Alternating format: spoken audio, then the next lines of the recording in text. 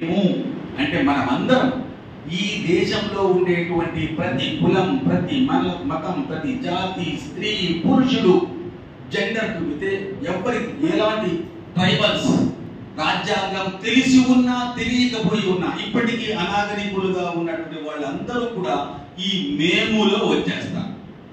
ఇందులో నేనున్నాను, మీరున్నారు. వెళ్ళిపోయినటువంటి వాళ్ళు వెళ్ళిపోయారు, పాకిస్తాన్కి వెళ్ళాల్సిన ఎవరైతే ఎక్కడెక్కడైతే ఒక ఏరియా ఏర్పడిపోయింది. ఇది భారతదేశం. నిన్నటి దాకా ఏం జరిగిందో మనకు అవసరం లేదు, మొన్నటి దాకా ఏం జరిగిందో మనకు అవసరం లేదు. ఈ రోజు నుంచి we the people of India, we are declaring ourselves. నిన్నటి దాని గురించి మేము మాట్లాడాం, ఎందుకంటే నిన్నటి మా చేతుల్లో, మా కంట్రోల్లో ఉండేటువంటిది కాదు. ఇప్పుడు ఏదైతే భారతదేశ ఎల్లలుగా మనం ప్రకటించుకుంటున్నామో ఆ భారతదేశ ఎల్లల్లో జీవిస్తున్నటువంటి మనమందరం కలిసి భారతదేశాన్ని చాలా గొప్ప దేశంగా మార్చాలి అనుకున్నాం. ఆ గొప్ప దేశం అంటే ఎటువంటిది, దానికి ఏ లక్షణాలు ఉంటాయి అని కూడా మనం ఇందులో చెప్పుకున్నాం. ఇందులో ఏం చెప్పుకున్నామంటే భారతదేశాన్ని సార్వభౌమ దేశంగా, సవర్ణిటీ, ఎవరి ముందు తల వంచేటువంటి ప్రభుత్వంగా మేము ఉండము. అది చైనా ముందు తల వంచదు, రష్యా ముందు తల వంచదు, అమెరికా ముందు తల వంచదు, మరి ఏ దేశం ముందు కూడా తల వంచదు. ఎటువంటి పరిస్థితుల్లో ఆర్థికంగానూ తల వంచదు, రాజకీయంగానూ తల వంచదు. సవర్ణిటీ, మా మాట, మా ప్రజలు మేము ఏదైతే నిర్ణయించుకుంటామో, మా పార్లమెంట్ ఏదైతే నిర్ణయించుకుంటుందో దాని మీదనే మేము నిలబడి, దాని మీదనే సార్వభౌమంగా ఉంటాము. We're not subordinates to anybody. సార్వభౌమ రాజ్యం. నెంబర్ 2, సామ్యవాద, లౌకిక అనే ఈ 2 పదాలు ఆ తరువాత ఇందిరాగాంధీ గారు ఇందులో చేర్చడం జరిగింది. ప్రస్తుతం అధికారంలో ఉన్నటువంటి వాళ్ళు కానీ, లేదా భారతదేశంలో ఒక ప్రధానమైనటువంటి సంస్థ రాష్ట్రీయ స్వయం సేవక సంఘ్ RSS కానీ ఈ 2 పదాలకు సంబంధించి అభ్యంతరం చెప్పింది. ఈ పదాలు బాబాసాహెబ్ అంబేద్కర్ రాయలేదు, ఈ 2 పదాలు ఇందిరాగాంధీ గారు ఇందులో పెట్టారు అని. దాని మీద కోర్టు కూడా వెళ్ళారు.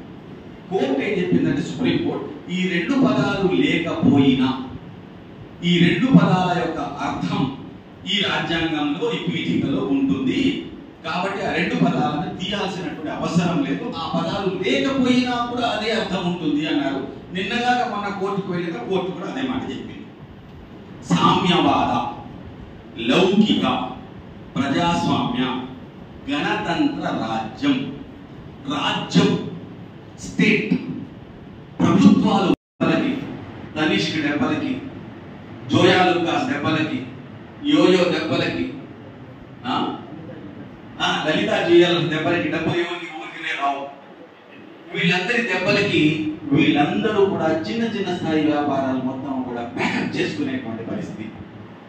అంటే ఆర్థికంగా నాకు అనుకూలమైనటువంటి ఒక వాతావరణం లేకుండా వెళ్ళిపోతా ఉంది. ఇప్పటికే కొన్ని వృత్తులు వెళ్ళిపోయారు, వాచ్ రిపేరర్స్ వెళ్ళిపోయారు, సైకిల్ పంచర్లు వేసే వాళ్ళు వెళ్ళిపోయారు.